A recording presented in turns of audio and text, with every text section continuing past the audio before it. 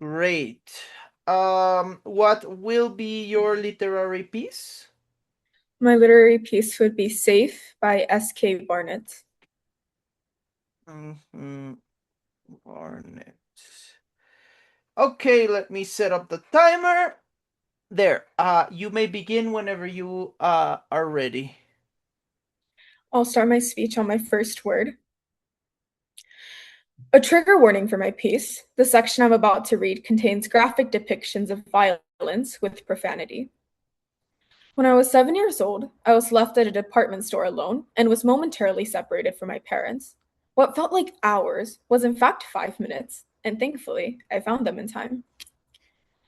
S.K. Barnett's Safe is a thriller with an ironic title. Our protagonist, Jenny Crystal, went missing when she was just 6 years old. A dozen years later, she miraculously returns.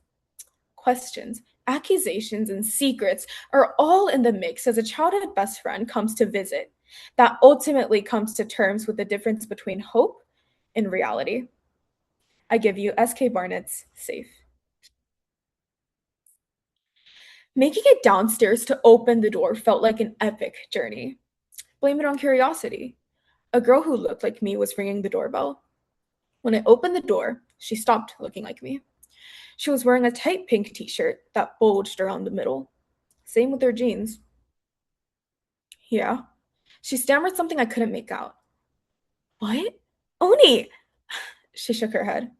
Tony, she said. Tony? Okay, I'm sorry. What do you want?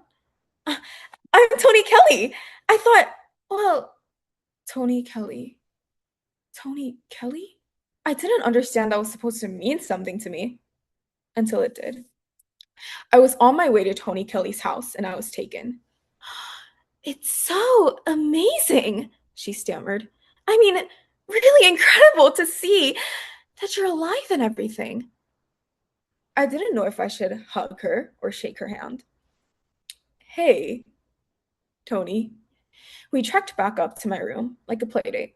We sat on my bed and didn't say anything at first. She looked around the room. Huh, it looks different, she said.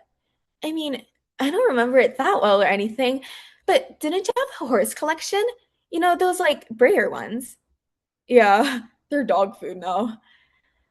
It was a joke, but she didn't laugh. I mean, my mom threw them out. Oh, right. More silence. The orange flower had fallen off the cactus. It was shriveled up on the floor. So, what's it like? She asked me. What? Being home? After, all you went through. Good. I was messing up my lines. She knocked me off balance just for showing up like this. I hadn't prepared for running through old times with my 6 year old best friend. Really great, I said. Unbelievable. That was more like it. She nodded along to that. People expected certain words from you, a proper gratitude for your newfound existence. You needed to follow the script. I thought, you being back home, like being back, that I should stop by and say hello. Right. Great. Thanks for coming. Silence again. Was it terrible? I mean, you don't have to like talk about it or anything, but in the papers, oh my God, it sure sounds like it was really awful. It was. How did you like get away? Look, I'd rather not. Oh, sure. I mean, you don't have to. I was just wondering because of what I read. Anyways, great to have you back. Thanks. I was counting the rolls of fat under her stomach. 3. Is it weird being home with your parents? I mean, not seeing them for so long. It must be really strange, right? It's okay. And all those reporters?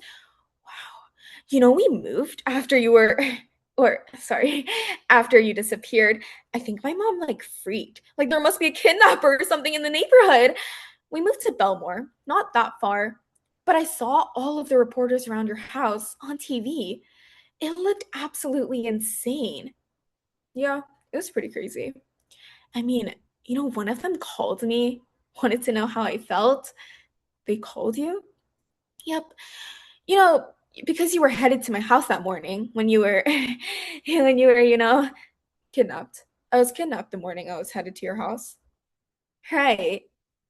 I was starting to get this feeling like I needed to ask her to leave.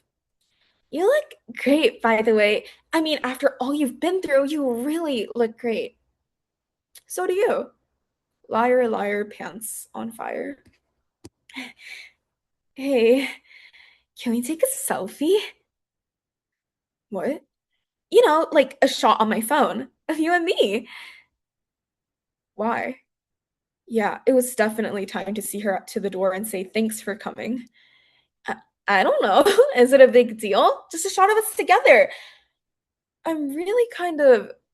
When she pulled out her phone, I felt like she was pulling a gun on me. Just take a second. One little shot, please. Okay, now I get it. Is that what he wanted? She blushed. Who? The reporter. Re- reporter? The one who called you? Who wanted to know how you felt?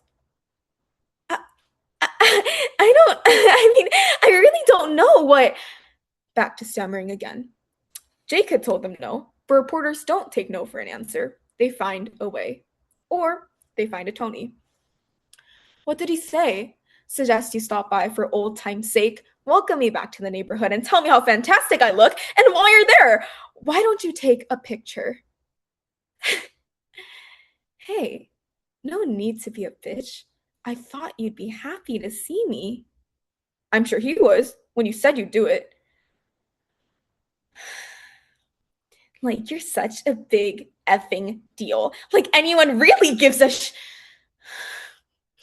Just because you were like raped by daddy or father or whatever the fuck you had to call him. Her face was still red, but not from blushing. A vein in her temple was throbbing up and down. Nice to see you, she said. Her face was still red, and I said, she stared at me with this truly venomous expression. Like if her phone was a gun, she would have pulled the trigger. I didn't bother seeing her to the door. Thank you.